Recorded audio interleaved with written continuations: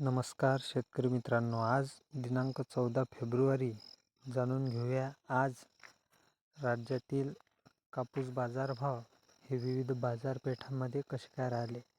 सर्वात आधी सावनेर येथे 3000 क्विंटल आवक व जो दर आहे तो सर्व 7500 राहिला.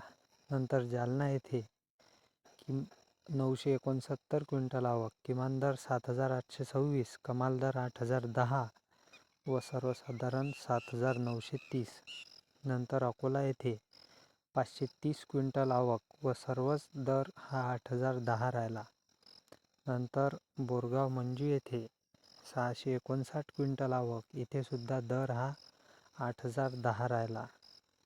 नंतर उमरेड येथे 1184 क्विंटल आवक, किमान दर 7140, कमाल दर 7640 व सर्वसाधारण 7390. नंतर देऊळगाव राजा येथे 800 क्विंटल आवक, किमान दर 7400, कमाल दर 7845 व सर्वसाधारण 7675.